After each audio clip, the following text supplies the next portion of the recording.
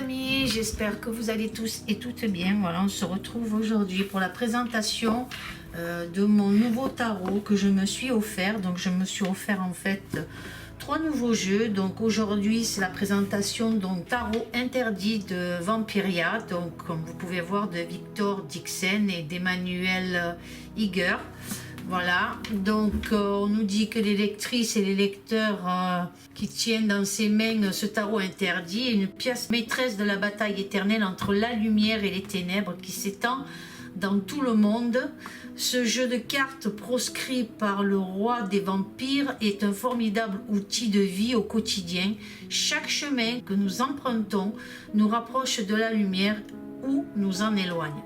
Parfois, ce sont nos propres ténèbres qu'il faut affronter pour aller de l'avant. Tout cela, je vais te l'enseigner ici. Voilà ce qu'il a écrit. Donc, ce tarot peut s'adresser autant bien aux débutants qu'aux autres personnes. Donc, moi, je l'ai trouvé, déjà la boîte, je l'ai trouvé magnifique. J'ai bien aimé voilà, ce design en tout cas. Maintenant, je vais ouvrir donc le coffret. Comme vous pouvez voir, on a un très beau livre. Voilà, on a un très beau livre avec à l'intérieur des images donc en couleur, comme vous pouvez voir, bien détaillé. Ça, il se présente comme ça, le livre avec une clé. Vous voyez les amis, voilà. Les clés du tarot interdit Vampiria de Victor Dixen, Emmanuel Iger, et les dessins ont été illustrés par Jean Monod. Donc voilà, là la première page, donc c'est le sommaire, voilà, avec les arcanes, donc comme vous pouvez voir. J'espère que vous y voyez bien. Ensuite, les méthodes de tirage, tirage rapide, tirage plus complexe, tirage de stratégie, tirage d'alliance, pour naviguer parmi les possibles, exemple d'interprétation. Vous avez un tableau récapitulatif en guise de conclusion. Donc voilà. Donc la mise en garde par rapport à ce jeu, apparemment il y a une mise en garde, comme vous pouvez voir par rapport à ce tarot. Donc ça nous parle du monde et des proies des ténèbres, les mystères du tarot interdit, puisque c'est le tarot interdit Vampiria. Comment utiliser les cartes, comment tirer le tarot interdit. Ensuite, on a les méthodes de tirage, les 3 cartes. Il y a tirer les cartes pour autrui, enfin, il y a plusieurs tirages, il y a les cartes inversées aussi. Voilà, et puis les descriptions avec les arcanes majeurs et puis ensuite les autres pièces du tarot. Donc, alors on va regarder ces cartes. Alors, vous voyez, le jeu est tenu par 2 petites languettes là. Je ne m'attendais pas à une boîte cartonnée comme ça. J'aurais pensé qu'on aurait eu une pochette en plus à l'intérieur. J'aurais pensé ça. Un petit pochon, qu'il aurait été mis par un petit pochon. La trame est neutre, comme on peut voir. Les cartes. Les cartes sont cartonnées. Bon, mais je pense qu'elles peuvent s'abîmer facilement. Je sais pas, c'est mon ressenti. Voilà, donc ici, on a les arcanes majeures, je suppose, en premier, puisque j'ai vu ça. Ils sont très jolis, Mais voilà, comme je vous ai dit, elles ont l'air assez fragiles quand même, je trouve. Donc là, comme vous pouvez voir, on a le fou. Voilà, ensuite le monde ici. Le jugement. Le soleil. Pardon. La lune. J'espère que vous y voyez bien. L'étoile. Vous voyez le dos, comment il se présente aussi, le dos des cartes. La tour. Pardon. les ténèbres, donc le diable, hein, bien sûr. Hein.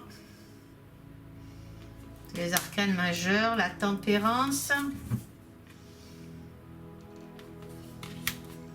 La mort.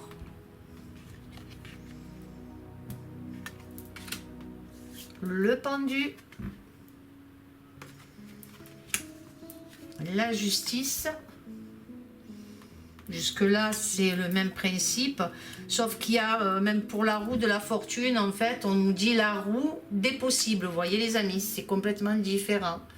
La roue des possibles là. Le reclus qui est la carte 9, hein. La force. Le reclus c'est l'ermite, hein, je suppose. La force ici. Le chariot. L'amoureux, les amoureux. Le grand archiatre. Alors je pense que c'est le grand archiatre, c'est le... Oh punaise, le pape, hein. Vous voyez? C'est le pape. L'empereur.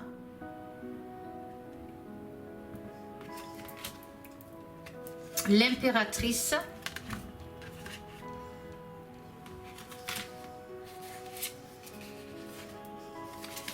La collectionneuse, donc je crois que c'est la papesse, hein, la collectionneuse, donc ça représente la papesse, mais ici c'est la collectionneuse. Et nous avons l'alchimiste, qui dans d'autres tarots... Bon, ça c'était les arcanes majeurs, et puis après par contre, on a à la place d'avoir un roi de bâton, on a un commandant de pieux, une commandante de pieux, voilà, c'est les pieux ici, pour le bâton. Donc on a cavalier, cavalière, et ce qui change aussi dans ce tarot, c'est à la place d'avoir le valet de bâton, on a l'éclaireur de pieux. Donc voilà, vous voyez les images, les dessins sont très beaux, en tout cas moi j'adore, j'aime bien, voilà. Mais bon, au niveau de la qualité de la carte, franchement c'est pas trop ça. Donc voilà pour les bâtons, hein. Voilà, après vous avez donc le 9, le 8, l'as de pieux, enfin voilà, hein, c'est des pieux, hein, bien sûr.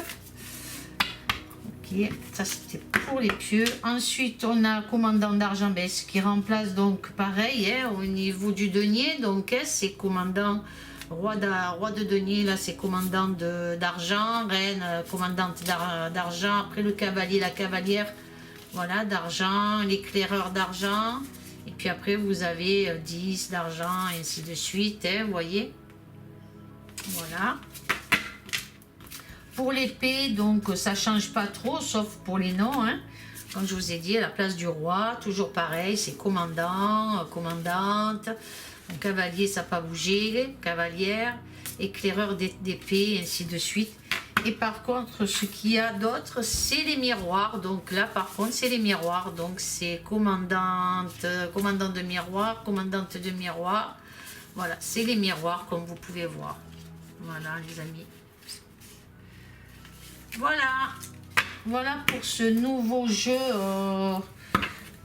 que j'ai acheté, donc, hein, que je me suis offert. Donc voilà. J'espère que cette petite review vous aura plu. Je vous fais de gros bisous les amis et je vous dis à très bientôt. Au revoir.